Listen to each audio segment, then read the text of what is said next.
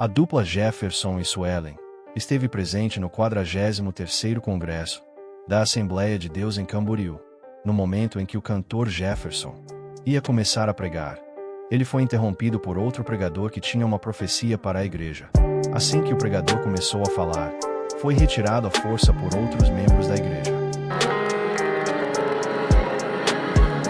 Abra sua Bíblia, por favor.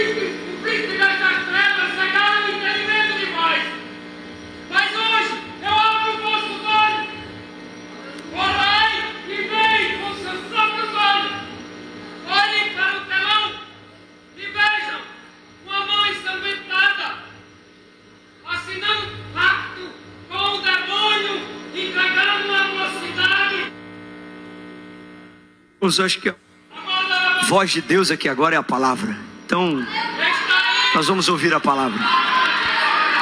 Abra sua Bíblia, por favor. Evangelho de Jesus Cristo, segundo escreveu Lucas. Paz, pastor César. Eu gostaria de um esclarecimento. Estudando Ezequiel 13:3, diz assim: ai dos profetas tolos que seguem o seu próprio espírito e não viram nada.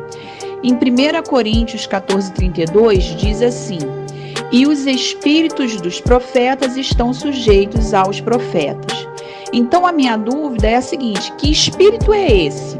Espírito no sentido da tricotomia, que o homem é corpo, alma e espírito, ou espírito no sentido do Espírito Santo que dá o dom da profecia? Ótima pergunta. Creio que Deus fala? Creio. Deus pode usar alguém para falar, mostrar um sonho? Pode. Agora, tomem cuidado com essa ideia de que o Senhor está me falando aqui em nome de Deus, assim diz o Senhor, ou coisa parecida. Me preocupa muito quem fala em nome de Deus usando sempre a primeira pessoa. Ezequiel 13 fala o seguinte: filho do homem, profetiza contra os profetas de Israel que profetizando exprimem, como dizes, o que lhes vem do coração. Ouvi a palavra de Deus. Assim diz o Senhor: ai dos profetas loucos que seguem seu próprio espírito. Que seguem seu próprio espírito, sem nada terem visto. O que ele está dizendo? Ele está dizendo o seguinte, tem pessoas que se intitulam profetas, são considerados como profetas, mas Deus não falou nada com o cara. O cara fala assim: assim diz o Senhor, quando Deus não disse nada. É ele que está falando. Isso é ele falando. Isso é uma situação, isso é pecado, tá certo? Isso é uma blasfêmia, isso aí é uma prevaricação, isso é uma falsidade, isso é uma heresia, isso é pecado, isso é um problema. Quando o cara fala, em nome de Deus, Deus está dizendo para mim isso, inclusive para nós que somos continuistas, né? A maioria dos irmãos aqui que acompanha a continuista, crê na continuidade dos dons. Então eu creio que Deus fala? Creio. Deus pode usar alguém para falar, mostrar um sonho? Pode. Agora, tomem cuidado com essa ideia de que o Senhor está me falando aqui em nome de Deus, assim diz o Senhor, ou coisa parecida. Me preocupa muito quem fala em nome de Deus usando sempre a primeira pessoa. Eis que eu te digo, eis que eu te falo, meu servo, não sei o que lá. Eu não estou desconfiando, não. Eu confio que Deus pode usar. Mas não é todo mundo que fala isso que eu te digo, assim, meu servo, minha serva, não sei o que lá, que é verdade. E esse texto de Ezequiel está trabalhando esse ponto. Ai dos profetas loucos que seguem seu próprio espírito sem nada terem vistos. E a palavra loucos em hebraico aqui, a palavra naval, que significa estúpidos, né? Esse cara é um estúpido, esse cara é um mané, esse cara é um tolo, um insensato, alguma coisa assim. Então, esse é um ponto. O cara que fala em nome de Deus sem Deus ter falado nada com o cara. O fundo musical sumiu de novo, varão, aumenta aí um pouquinho, tá aí? O texto de Coríntios, quando fala que o espírito do profeta é sujeito ao profeta, né? Peraí, deixa eu achar esse texto aqui. Eu acho que é Coríntios 14, né? Mas eu não estou certo disso. Não acho aqui o texto. Mas vamos lá. Enquanto eu procuro o texto aqui, esse lance do espírito do profeta ser sujeito ao profeta é o seguinte: não tem a ver com a comunicabilidade de Deus com o tal profeta. Tem a ver com o domínio próprio que o profeta tem para a transmissão da mensagem. Enquanto o primeiro texto, Ezequiel 13, está falando ai do profeta falso, porque é falso, né? Se Deus não está falando nada com ele, então ele é falso. Ai do profeta que está falando uma coisa em nome de Deus, quando Deus, na verdade, não está dizendo nada. Então, ele está inventando uma história falsa, mentirosa. Então, esse cara não é de Deus. Esse é um ponto. O outro texto está dizendo o seguinte: você é um profeta de Deus, você é alguém que tem dom, você recebeu uma mensagem de Deus. Agora, você vai transmitir essa mensagem. Só que você tem que saber que o teu espírito é sujeito a você.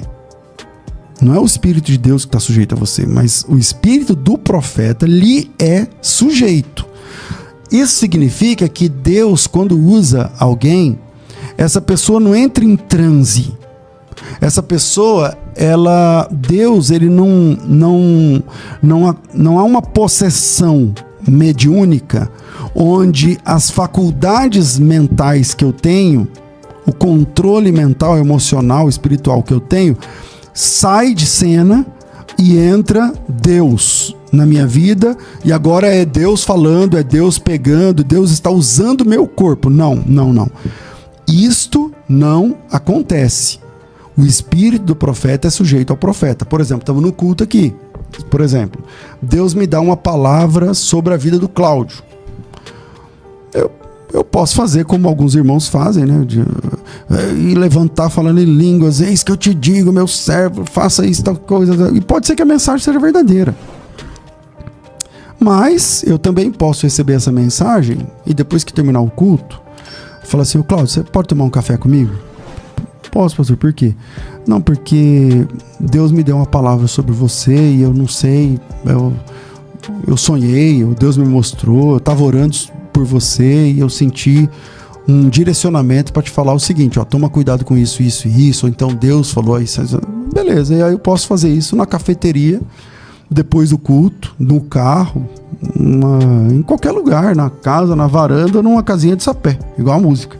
Agora, não necessariamente eu tenho que paralisar o culto, rodando, pulando, gritando, falando em línguas e não sei o que, transbordando para falar aquela mensagem. Então, quando a Bíblia diz que o espírito é sujeito ao profeta, é disso que ele está falando, entendeu? Que essa história de que a pessoa tem que parar tudo ali e tal, porque ele recebeu uma mensagem. Veja, no texto que Paulo escreve aos Coríntios, na necessidade de ordem do culto, cada um recebeu uma mensagem. Um tem salmo, outro tem profecia, outro tem dom, outro tem língua, não lembro agora tal, o louvor, né, que é o salmo. Faça isso, cada um por sua vez, que haja ordem, decência, né?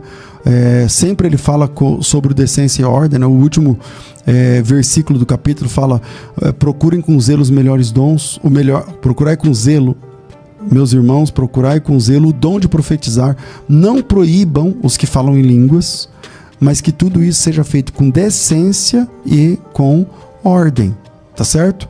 É basicamente isso, verso 37. Se alguém se considera profeta ou espiritual, reconheça ser mandamento do Senhor o que eu estou dizendo, tá? Então, é sobre isso. Então, um texto de Ezequiel, o profeta não viu nada, Deus não falou nada com ele, mas ele está passando uma mensagem falsa para a igreja. Para a igreja não, para alguém.